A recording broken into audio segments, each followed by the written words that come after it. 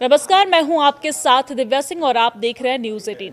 वक्त हो चला है अंतर्राष्ट्रीय 5 बड़ी खबर का। चलिए आपको फटाफट आज की 5 अंतर्राष्ट्रीय बड़ी खबर बताते हैं। पहली खबर पाकिस्तान से है। भारी कर्ज में डूबा पाकिस्तान अपनी अर्थव्यवस्था को बचाने के लिए अब हथियार बेचने की राह पर निकल पड़ा है। खबरों के मुताबिक इंडोनेशिया और पाकिस्तान एक बड़े रक्षा सौदे के करीब पहुंच गए हैं और इस सौदे में पाकिस्तान अपने J-F-17 लड़ाकू विमान और किलर ड्रोन इंडोनेशिया को बेचने की तैयारी कर रहा है। सूत्रों के अनुसार इंडोनेशिया रक्षा मंत्री ने हाल ही में इस्लामाबाद में पाकिस्तान के वायुसेना प्रमुख से मुलाकात की है और दोनों देशों के बीच बातचीत एडवांस स्टेज में है। आपको जानकारी दे दें कि रिपोर्ट ये दावा करता है कि इंडोनेशिया पाकिस्तान से 40 से अधिक J-F-17 लड़ाकू विमान खरीदने पर विचार कर रहा है। इसके अलावा निगरानी और हमले करने में सक्षम किलर ड्रोन पर भी इस पैकेज का हिस्सा हो सकता है। इंडोनेशिया के रक्षा मंत्रालय के प्रवक्ता ने भी पुष्टि की है कि दोनों देशों के बीच रक्षा सहयोग को मजबूत करने पर चर्चा हुई है। हालांकि अभी कोई अंतिम निर्णय नहीं लिया गया है। इंडोनेशिया अपनी वायु सेना के पुराने हो चुके बेड़े में बदलाव करना चाहता है और यही वजह है कि वो पाकिस्तान की ओर देख रहा है। वही पाकिस्तान और चीन द्वारा संयुक्त रूप से बनाया गया J-F-17 एक सस्ता विकल्प माना जाता है। इसकी एक यूनिट की कीमत 25 से 30 मिलियन डॉलर के बीच है।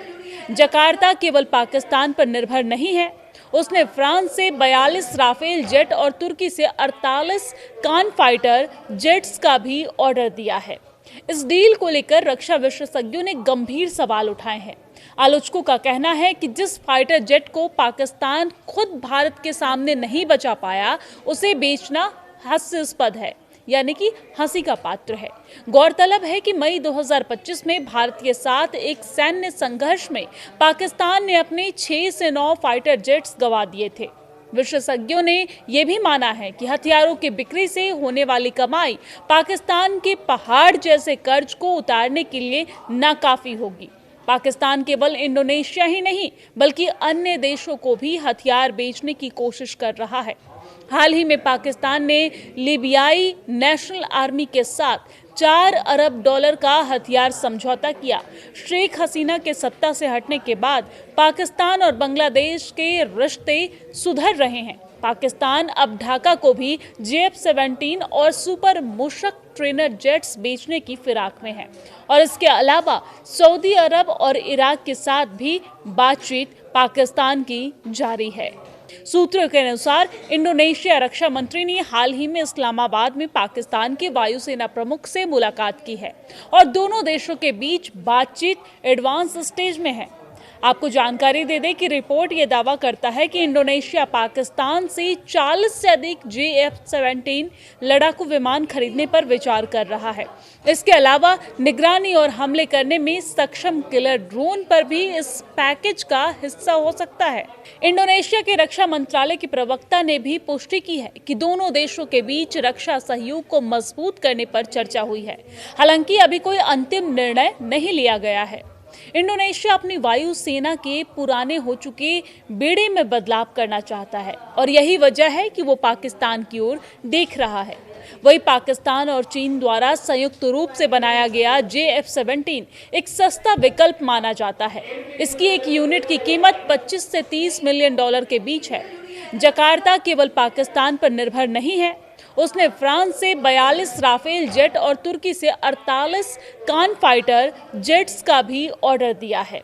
इस डील को लेकर रक्षा विशेषज्ञों ने गंभीर सवाल उठाए हैं।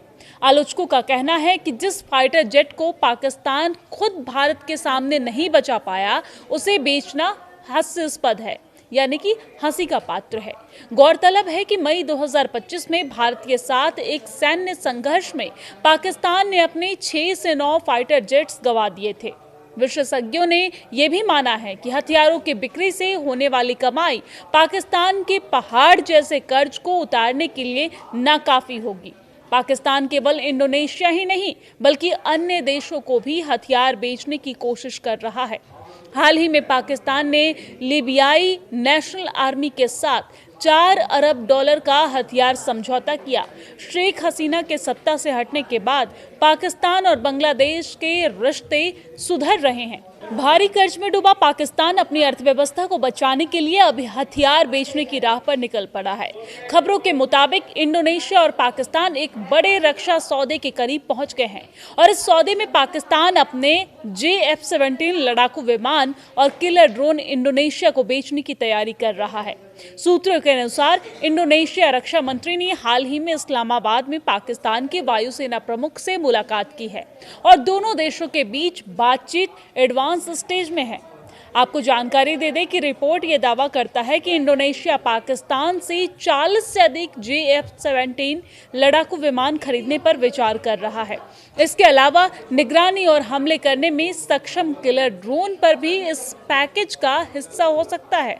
इंडोनेशिया के रक्षा मंत्रालय के प्रवक्ता ने भी पुष्टि की है कि दोनों देशों के बीच रक्षा सहयोग को मजबूत करने पर चर्चा हुई है। हालांकि अभी कोई अंतिम निर्णय नहीं लिया गया है। इंडोनेशिया अपनी वायु सेना के पुराने हो चुके बेड़े में बदलाव करना चाहता है और यही वजह है कि वो पाकिस्तान की ओर देख रहा है। वही पाकिस्तान और चीन द्वारा संयुक्त रूप से बनाया गया J-F-17 एक सस्ता विकल्प माना जाता है। इसकी एक यूनिट की कीमत 25 से 30 मिलियन डॉलर के बीच है। जकार्ता केवल पाकिस्तान पर निर्भर नहीं है, उसने फ्रांस से 42 राफेल जेट और तुर्की से 48 कान फाइटर जेट्स का भी ऑर्डर दिया है। इस डील को लेकर रक्षा विशेषज्ञों ने गंभीर सवाल उठाए हैं। आलोचकों का कहना है कि जिस फाइटर जेट को पाकिस्तान खुद भारत के सामने नहीं बचा पाया, उसे बेचना हास्यास्पद है, यानी कि हंसी का पात्र है। गौरतलब है कि मई 2025 में भारत के साथ एक सैन्य संघर्ष में पाकिस्तान ने अपने 6 से 9 फाइटर जेट्स गंवा दिए थे। विशेषज्ञों ने यह भी माना है कि हथियारों की बिक्री से होने वाली कमाई पाकिस्तान के पहाड़ जैसे कर्ज को उतारने के लिए नाकाफी होगी। पाकिस्तान केवल इंडोनेशिया ही नहीं बल्कि अन्य देशों को भी हथियार बेचने की कोशिश कर रहा है। हाल ही में पाकिस्तान ने लीबियाई नेशनल आर्मी के साथ 4 अरब डॉलर का हथियार समझौता किया। शेख हसीना के सत्ता से हटने के बाद पाकिस्तान और बांग्लादेश के रिश्ते सुधर रहे हैं। पाकिस्तान अब ढाका को भी J-F-17 और सुपर मुशक ट्रेनर जेट्स बेचने की फिराक में है और इसके अलावा सऊदी अरब और इराक के साथ भी बातचीत पाकिस्तान की जारी है। दूसरी खबर ईरान युद्ध से जुड़ी हुई है। ईरान की सड़कों पर पिछले कई दिनों से जारी उथल पुथल, खून खराबे और तनाव के बीच सोमवार को एक अलग ही नजारा देखने को मिला। एक तरफ जहां पश्चिम मीडिया ईरान में गृह युद्ध जैसे हालात का दावा कर रहे हैं, वहीं दूसरी तरफ तेहरान के इनकलाब स्क्वायर में उमड़े जनसैलाब ने दुनिया को एक अलग तस्वीरें दिखाई है। अपने समर्थकों के इस विशाल हुजूम को देखकर ईरान के supreme leader Ayatollah Ali Khamenei ने अमेरिका और पश्चिमी ताकतों को सीधी चुनौती दे दी है। खामेनेई ने हुंकार भरते हुए साफ कर दिया है कि दुश्मनों का एजेंडा फेल हो गया है और अमेरिका एक बार फिर से ईरान को समझने में भारी भूल कर रहा है। दरअसल अयातुल्लाह अली खामेनेई ने अमेरिका को चेतावनी देते हुए कहा है कि वाशिंगटन अपनी पुरानी गलतियों से सीख नहीं ले रहा है। उन्होंने जोर देकर कहा है कि अमेरिका के पिछले मंसूबे भी इसलिए नाकाम हुए क्योंकि उनकी योजनाएं कमजोर थी और आज भी वो उसी रास्ते पर चल रहे हैं। सोशल मीडिया प्लेटफॉर्म एक्स पर खामेनेई ने लिखा कि हमारे दुश्मन ईरान को जानते नहीं हैं। अतीत में अमेरिकी अपनी खराब योजना के कारण विफल रहा और आज भी उनके गुमराह करने वाले पैंतरे उन्हें विफलता की ओर ले जाएंगे। खामेनेई का ये बयान ऐसे समय में आया है जब ईरान पिछले कई वर्षों से सबसे गंभीर विरोध प्रदर्शनों का सामना कर रहा है। महंगाई और आर्थिक तंगी से शुरू हुए ये प्रदर्शन अब सीधे तौर पर सत्ता परिवर्तन की मांग बदल चुके हैं। अमेरिकी राष्ट्रपति डोनाल्ड ट्रंप के नए कार्यकाल और उनके द्वारा बढ़ाए गए दबाव के बीच खामेनेई का ये बयान न केवल अपने समर्थकों का मनोबल बढ़ाने वाला है बल्कि वाशिंगटन के लिए एक सीधा संकेत भी है। पश्चिमी मानवाधिकार समूह द्वारा जारी किए जा रहे मौतों के आंकड़ों के बीच ईरानी सरकार ने सोमवार को अपना शक्ति प्रदर्शन किया। तेहरान के इनकलाब स्क्वायर और देश के अन्य प्रमुख शहरों में हजारों की संख्या में सरकार के समर्थक सड़कों पर उतरे। इसे केवल एक रैली नहीं बल्कि विदेशी ताकतों द्वारा प्रायोजित दंगों के खिलाफ एक जनमत संग्रह के रूप में पेश किया गया। ईरानी मीडिया ने इन रैलियों की फुटेज को प्रमुखता से प्रसारित किया, यानी कि दिखाया। फुटेज में हजारों लोग ईरानी झंडे लहराते हुए, अमेरिका विरोधी नारे लगाते हुए और सुप्रीम लीडर के समर्थन में तख्तियां लिए दिखाई दिए और इस दौरान भीड़ का उत्साह देखते ही बनता था। ये रैलियां उन सुरक्षा कर्मियों के अंतिम संस्कार के दौरान और भी भावुक हो गई जो पिछले कुछ दिनों में हुए हिंसक प्रदर्शनों के दौरान मारे गए थे। समर्थकों ने इन सुरक्षा कर्मियों को शहीद का दर्जा दिया और कसम खाई कि वो देश को विदेशी साजिशों का शिकार नहीं बनने देंगे। अधिकारियों ने इन रैलियों को दंगाइयों के खिलाफ जनता का स्वाभाविक आक्रोश बताया। उनका कहना है कि जो लोग सड़कों पर हिंसा कर रहे हैं वो आम ईरानी नहीं बल्कि विदेशी शक्तियों के हाथों की कठपुतली हैं। भले ही खामेनेई और उनके समर्थक इसे विदेशी साजिश बता रहे हो, लेकिन जमीनी हकीकत काफी पेचीदा और दर्दनाक है। ये विरोध प्रदर्शन 28 दिसंबर को बढ़ती कीमतों और आर्थिक बदहाली को लेकर शुरू हुए थे, लेकिन देखते ही देखते ये पूरे देश में फैल गए और अब प्रदर्शनकारियों की मांगे आर्थिक सुधारों से आगे बढ़कर सीधे तानाशाह की समाप्ति तक जा पहुंची है। ईरान के बाहर स्थित मानवाधिकार समूहों का दावा है कि सरकार ने इन प्रदर्शनों को कुचलने के लिए बेहद सख्त और हिंसक तरीका अपनाया है। इंटरनेट शटडाउन के कारण देश के भीतर से सही जानकारी का बाहर आना मुश्किल हो गया है। अमेरिका स्थित मानवाधिकार समूह HRANA ने अपने रिपोर्ट में चौंकाने वाले आंकड़े भी पेश किए हैं। समूह का दावा है कि उन्होंने 490 प्रदर्शनकारी का और 48 सुरक्षा कर्मियों की मौत की पुष्टि उन्होंने की है। इतना ही नहीं, जब से ये प्रदर्शन शुरू हुआ है तब से अब तक 10,600 से अधिक लोगों को गिरफ्तार किया जा चुका है। ये आंकड़े बताते हैं कि स्थिति कितनी गंभीर है और दोनों पक्षों के बीच खाई कितनी गहरी हो चुकी है। खामेनेई की चेतावनी के पीछे गहरी जियोपॉलिटिक्स छिपी हुई है और अपनी हालिया टिप्पणियों में खामेनेई ने लगातार ईरान की स्थिति की तुलना वेनेजुएला से करने की कोशिश की है।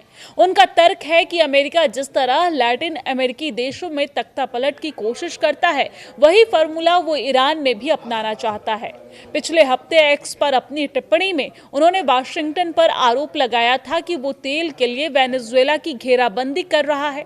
खामेनेई ने साफ शब्दों में कहा कि ईरान का हर्ष वेनेजुएला जैसा नहीं होगा और हम झुकेंगे नहीं। वही तीसरी खबर अमेरिका से जुड़ी हुई है। अमेरिका में ट्रंप प्रशासन ने वीजा नियमों को लगातार सख्त कर रहा है।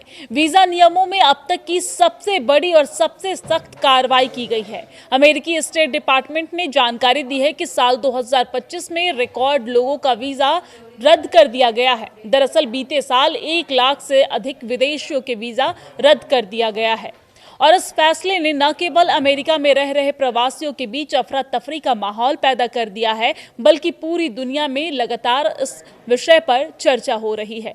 आंकड़ों की माने तो ये कार्रवाई पिछले साल के मुकाबले दोगुने से भी ज्यादा है, क्योंकि 2024 में जहां लगभग 40,000 वीजा रद्द किए गए थे, वहीं 2025 में ये आंकड़ा बढ़कर 1 लाख के पार पहुंच गई है। यह अमेरिका के इतिहास में वीजा रद्दी का अब तक का सबसे बड़ा रिकॉर्ड है।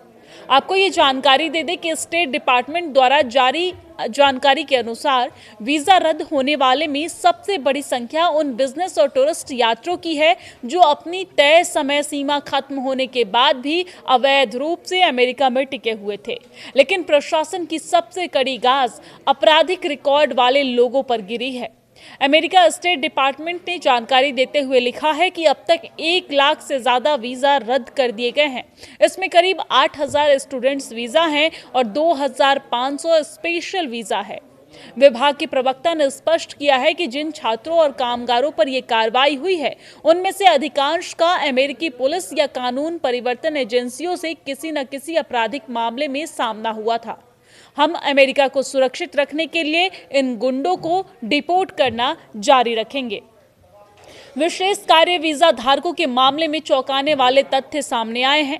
करीब 50% मामलों में वीजा रद्द होने का कारण ड्राइविंग अंडर इन्फ्लुएंस यानी कि शराब पीकर गाड़ी चलाना था। इसके अलावा अन्य मामले भी हैं, जैसे कि मारपीट और चोरी, नशीले पदार्थ यानी कि ड्रग्स की तस्करी और सेवन, धोखाधड़ी और वित्तीय अपराध, बच्चों से जुड़े अपराध के अलावा करीब 500 छात्रों के वीजा ड्रग्स बेचने के मामले में रद्द किए गए हैं। अमेरिकी सरकार ने साफ कर दिया है कि ये सख्ती देश की सुरक्षा को ध्यान में रखकर की जा रही है। प्रशासन का कहना है कि वो इन अपराधियों को उनके मूल देश वापस भेजने की प्रक्रिया जारी रखेंगे ताकि अमेरिका को सुरक्षित रखा जा सके। सरकार ने यह भी चेतावनी दी है कि कानून का उल्लंघन करने वाले किसी भी विदेशी नागरिक के खिलाफ ये कार्रवाई भविष्य में इसी तरीके से जारी रहेगी। और अब बात चौथी खबर की करेंगे, जहां पर अमेरिका के टैरिफ से जुड़ा पूरा मामला है। अमेरिकी राष्ट्रपति डोनाल्ड ट्रंप ने एक बार फिर टैरिफ बम फोड़ा है। डोनाल्ड ट्रंप ने अब ईरान के साथ कारोबार करने वालों मुल्कों पर 25% टैरिफ लगाया है। डोनाल्ड ट्रंप ने सोमवार को कहा है कि जो देश ईरान के साथ बिजनेस करते हैं उन पर नया 25% टैरिफ लगेगा। और इस घोषणा का मतलब है कि चीन से सामान इंपोर्ट करना काफी महंगा हो जाएगा, जो ईरान और यूनाइटेड स्टेट्स दोनों का एक बड़ा ट्रेडिंग पार्टनर है। डोनाल्ड ट्रंप ने ईरान को तोड़ने के लिए यह फैसला लिया है। डोनाल्ड ट्रंप ने सोमवार को अपने social media platform truth social media पर लिखा कि तुरंत लागू। इस्लामिक रिपब्लिक ऑफ ईरान के साथ बिजनेस करने वाला कोई भी देश यूनाइटेड स्टेट ऑफ अमेरिका के साथ किए जाने वाले किसी भी और भी बिजनेस पर 25% का टैरिफ देना होगा। उन्होंने आगे कहा कि ये ऑर्डर आखिरी और पक्का है। आपको जानकारी दे दें कि इससे पहले डोनाल्ड ट्रंप अमेरिका पर डायरेक्ट हमले की धमकी दे चुके हैं। उन्होंने कहा है कि अमेरिका पर हमले का विकल्प पूरी तरीके से खुला है। डोनाल्ड ट्रंप के मुताबिक ईरान के ट्रेड पार्टनर्स पर अमेरिका 25% टैरिफ इसलिए लगा रहा है क्योंकि वो तेहरान पर उनके हिंसक प्रोटेस्ट पर कार्रवाई के लिए दबाव बनाना चाहते हैं। ईरान में हो रहे प्रदर्शन में सैकड़ों लोग मारे गए और अमेरिकी प्रेसिडेंट ने बार बार तेहरान को मिलिट्री एक्शन की धमकी दी है। बीते दिनों डोनाल्ड ट्रंप ने कहा था कि अगर उनके एडमिनिस्ट्रेशन को पता चला कि इस्लामिक रिपब्लिक सरकार विरोधी प्रोटेस्ट करने वालों के खिलाफ जानलेवा ताकतों का इस्तेमाल कर रहा है तो अमेरिका हमला करेगा।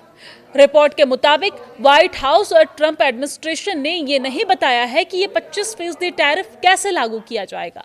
डोनाल्ड ट्रंप ने यह भी नहीं बताया है कि ईरान के साथ बिजनेस करना किसे माना जाएगा। डोनाल्ड ट्रंप ने ऐलान तो कर दिया है, मगर ये सवाल जरूर उठ रहे हैं कि आखिर ये एक्स्ट्रा टैरिफ कैसे काम कर सकते हैं, किन देशों को टारगेट किया जाएगा और क्या सिर्फ सामान ही नहीं बल्कि सर्विसेज पर भी ये ज्यादा ड्यूटी लगेगी। बहरहाल ट्रंप का ये ऐलान ऐसे समय में आया है जब उन्होंने ईरान में सरकार विरोधी प्रदर्शनकारियों को कथित तौर पर बचाने के लिए अमेरिकी मिलिट्री दखल की बात कही। ईरान में फोन और इंटरनेट कनेक्शन बंद है, इससे ईरान के लोग बाहरी दुनिया से अलग थलग हैं। नए टैरिफ का मतलब है कि चीन से आने वाले सामान पर कम से कम 45% टैरिफ रेट लग सकता है। कारण कि पहले से ही ये 20% है, मतलब पहले का 20 और अभी का 25%।